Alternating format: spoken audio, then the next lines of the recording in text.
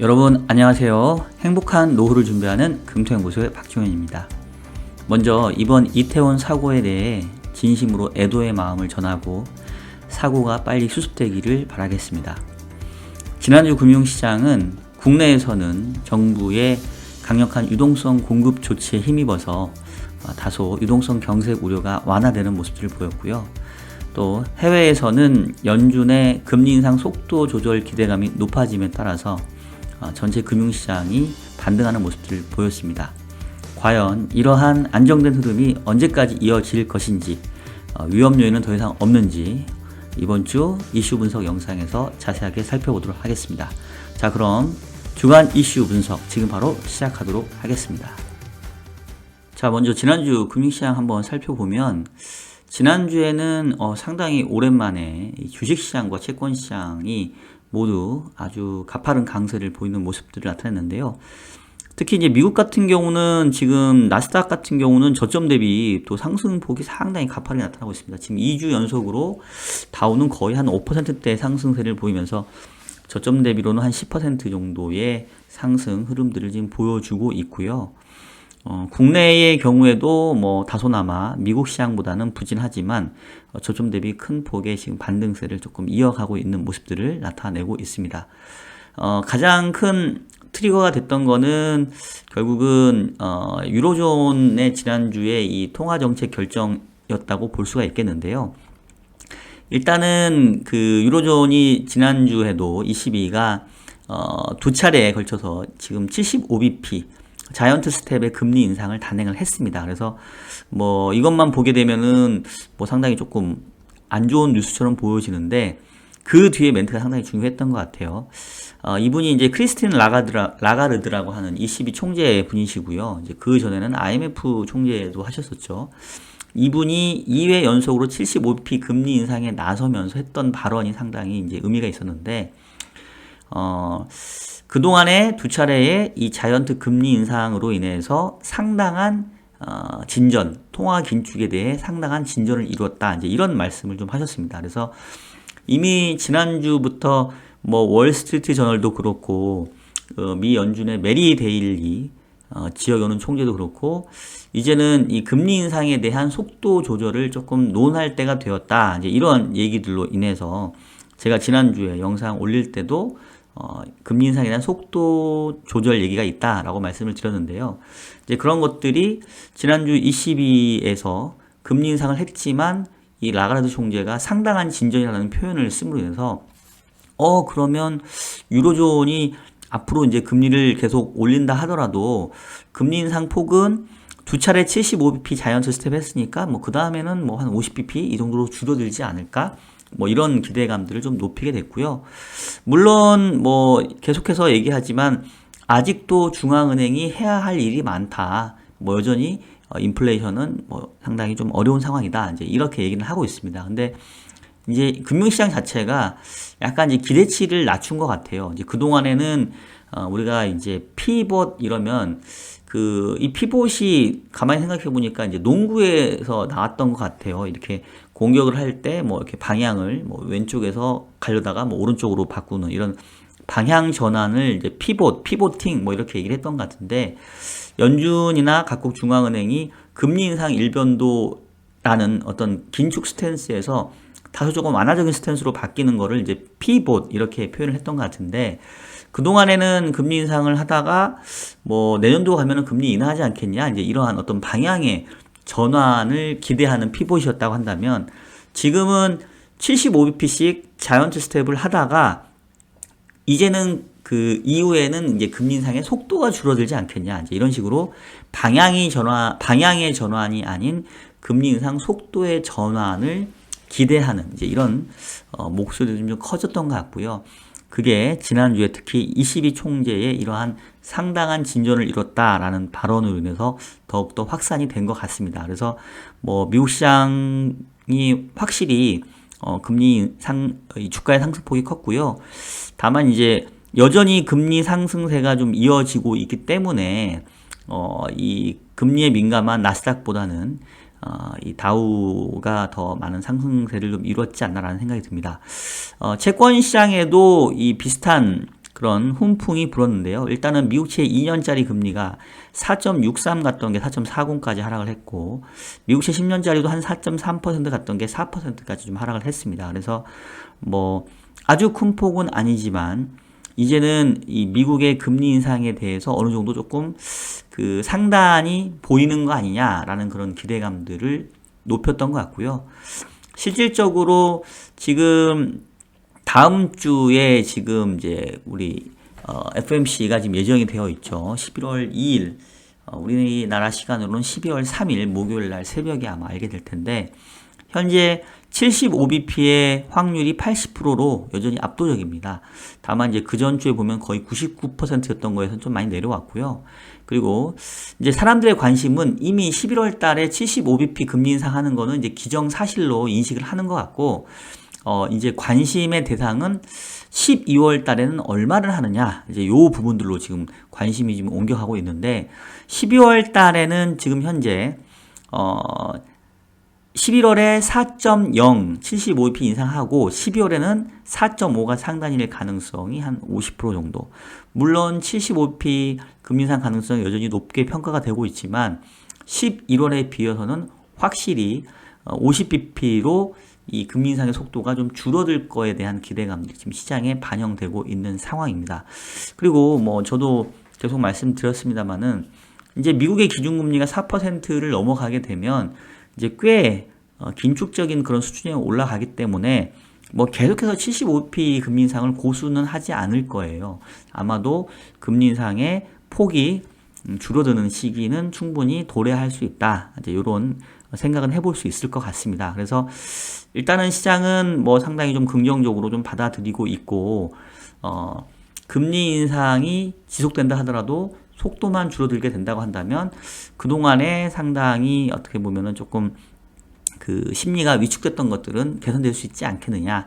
그리고 달러화도 최근에 115까지 갔다가 지금 110까지 하락을 했는데 이러한 연준의 금리 인상 속도 조절 기대감, 그리고 지금 파운드화가 상당히 조금 그 최근에 회복되는 모습들을 보여주고 있죠.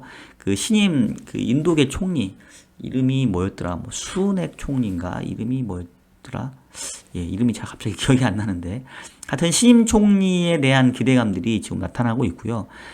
이제 문제가 됐던 영국이 감세안을 많이 좀 철회를 하고 재정에 대해서 확충하는 이런 얘기를 하다 보니까 지금 파운드화가 1.16까지 반등을 했고, 이 영국의 10년짜리 국채금도 4.6 갔던 게 3.4까지 거의 100bp 이상 이렇게 상승폭을 되돌리는 모습들을 좀 보였습니다. 그래서 일단은 그동안에 약간 이제 악화 일변도였던, 통화 긴축에 대한 공포감이 지속이 되고, 이에 따른 달러화 강세가 특히나 이 영국 파운드화의 약세와 맞물리면서, 이 금융시장이 상당히 좀 혼란을 겪었던, 특히 뭐 영국이라고 하는, 뭐 미국 다음으로는 어떻게 보면 가장 선진화된 시장에서 이러한 이 국채금리의 폭등, 통화 가치의 하락이 나타났기 때문에 이제 그런 것들이 전체 금융시장에 약간 묻지마 팔자로 나왔던 것 같은데, 이제 그런 부분에서는 조금 이제 진정이 되는 모습들을 좀 보여주고 있는 것 같고요.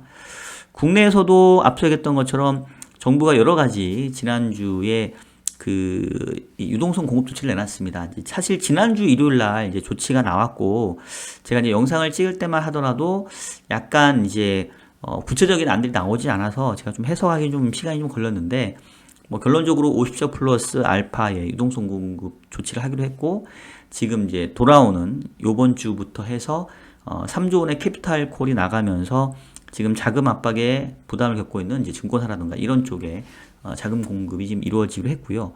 그리고 이제 사태의 발단이 되었던 그 강원도의 레고랜드의 지급 거부 사태도 지금 이제 기사를 보니까 이제 김진태 이 지사가 상당히 좀 자기들이 이제 잘못한 부분들을 좀 약간 시인하면서 지급 시기를 원래는 1월 며칠 정도로 땡기겠다.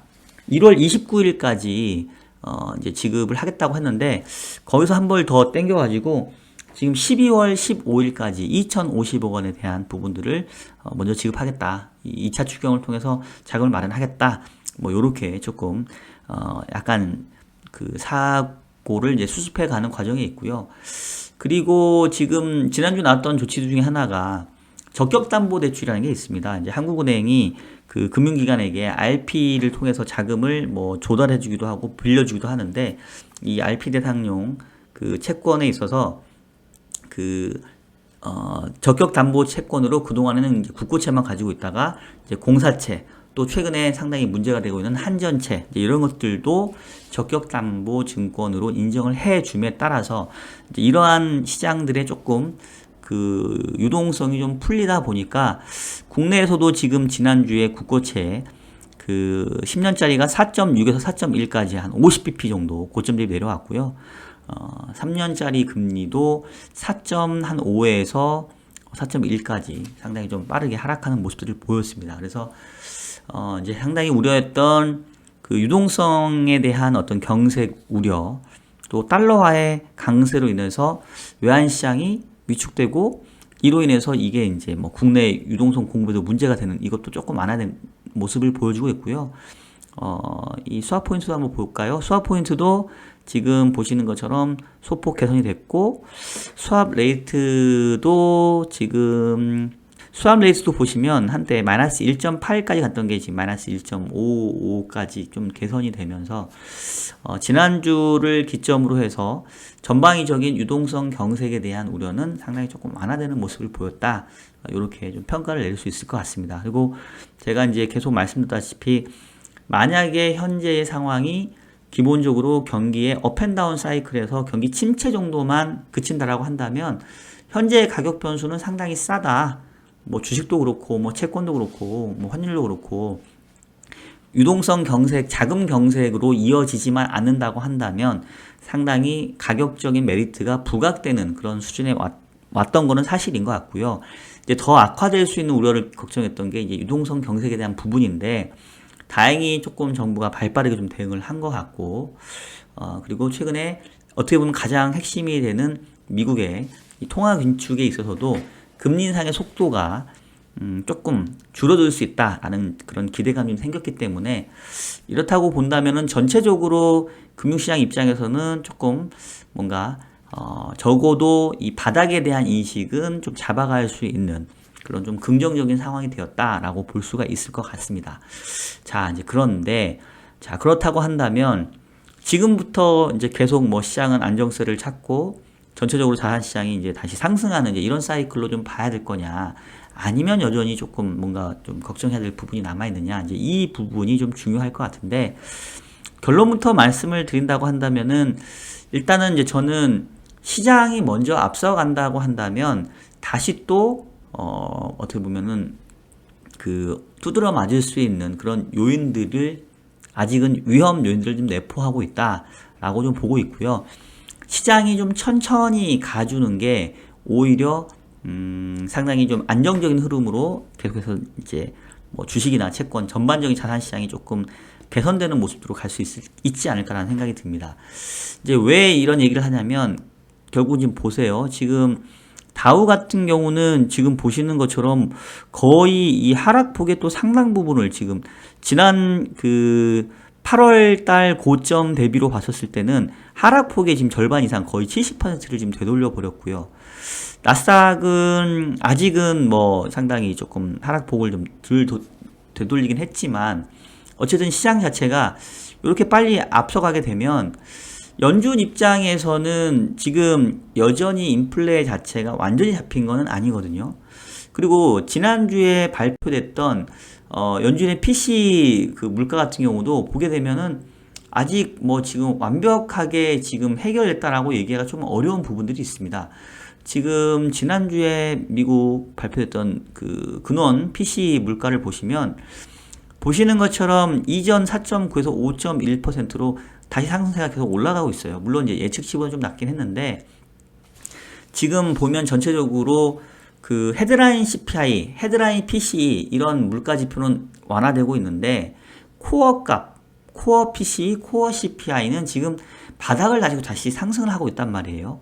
그러면 미국 중앙은행이 보기에는, 야, 이거 과연 인플레이션 기대 심리가 이제 잡혔다고 할 수 있겠느냐, 이런 상황에서 섣부르게 피봇을 얘기하고 금리 인상에 대한 속도 조절을 얘기하다 보면 자칫 이게 다시 기대 인플레를 자극하면서 아직 완전히 인플레이션이 지금 정착되지가 않았는데 이 상태에서 섣부르게 정책의 변경 시그널을 주게 되면 다시 기대 인플레가 상승할 수 있는 위험을 지금 내포하고 있거든요. 그러니까 시장이 앞서가서 설레발을 치면 오히려 통화당국 입장에서는 마음을 바꾸려다가 하다가도 야 이거 안 되겠다. 아직도 시장 심리는 여전히 센가 보다.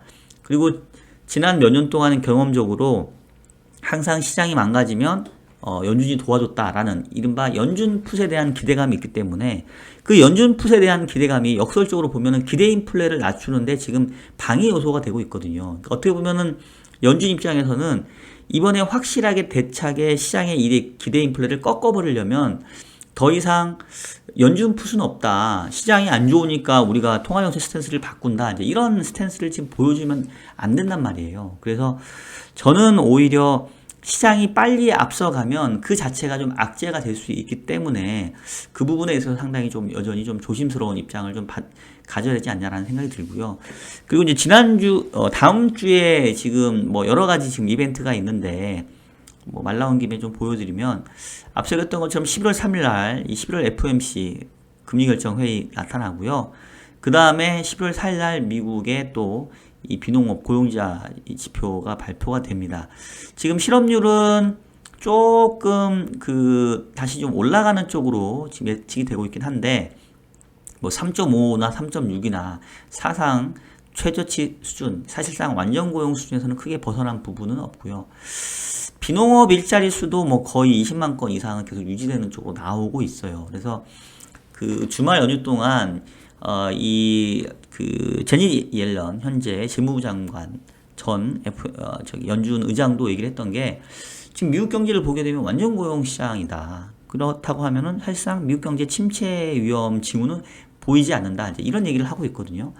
그러니까 고용 시장이 이렇게 강하고 침체 위험도 없는데 단순히 금융시장이 좀 불안하다고 해서 연준이 스탠스를 바꿔버린다?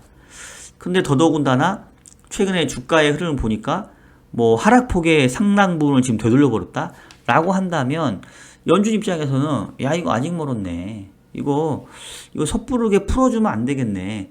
계속해서 상당히 긴축적인 스탠스를 가져가야 되겠네. 뭐 이런 생각을 할 수밖에 없다라는 거죠. 그래서 아이러니하게도 지금부터 이제 연말까지는 어떻게 보면은 계속해서 약간 좀 시장이 이제 해에 바뀌기 전까지는 조금 불안한 시기라고 말씀드렸잖아요. 내년도 새해가 돼서 새로운 한도가 생기고 어떤 뭐 유동성 비율에서도 이제 좀 자유로워지기 전까지는 연말까지는 계속 좀 뭔가 불안한 상황이라서 우리가 좀 조심스럽게 돌다리도 두드리면서 가야 되는데 이런 상태에서 연준의 정책 스탠스 변화를 먼저 성급하게 시장이 반영을 해버리면 역설적으로 오히려 이러한 피봇의 시기와 실질적인 어떤 그 스탠스 자체가 오히려 뒤로 늦춰질 수 있기 때문에 이제 그런 측면에서는 조금 여전히 위험 요인은 좀 남아 있는 것 같다.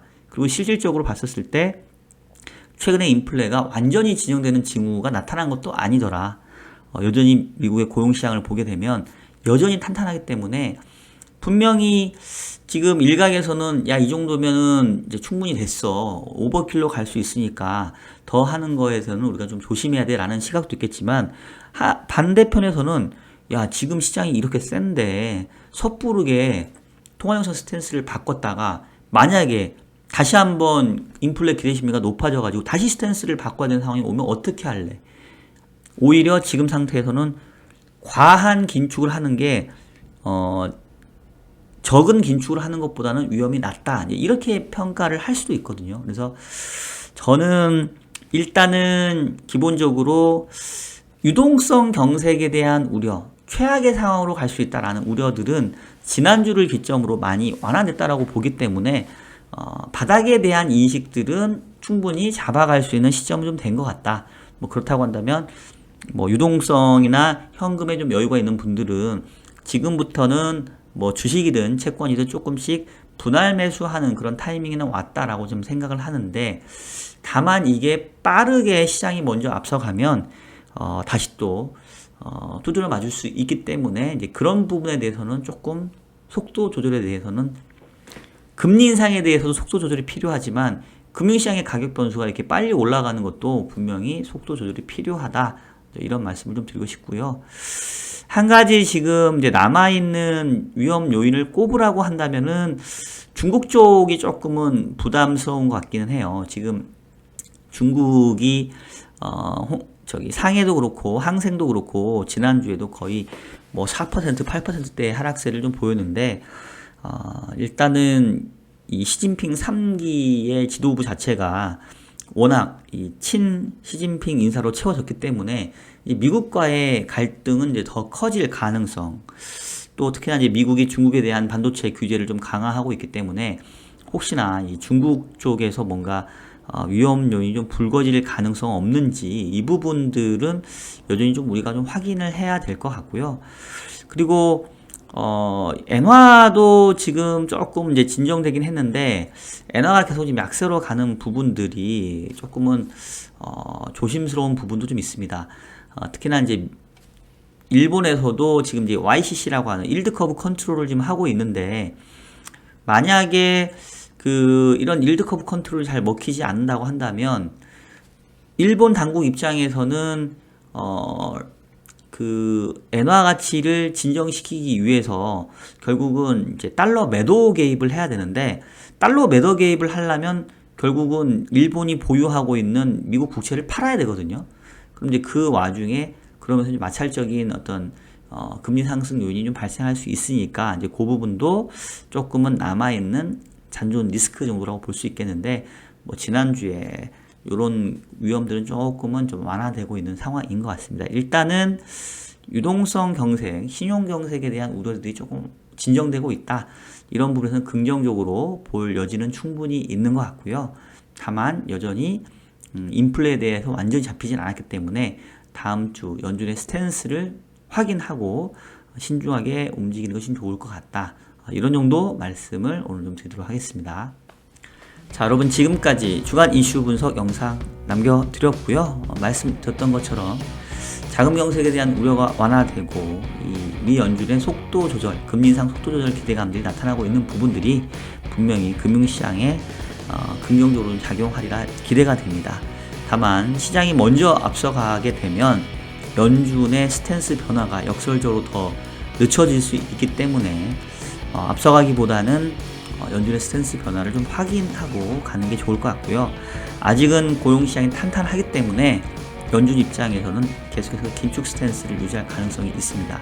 이 부분 주의를 하셨으면 좋겠고, 연말까지 남아있는 위험 요인이라고 한다면 중국 그리고 일본 시장의 교란 요인 이 정도를 지켜보면서 연말까지 좋은 저가 매수 기회를 잡아가기를 기원을 드리도록 하겠습니다. 자, 그럼 오늘 영상은 여기서 마무리하도록 하겠고요. 저는 다음 주에 더욱더 유익한 영상으로 여러분들 찾아뵙도록 하겠습니다. 여러분 안녕히 계세요.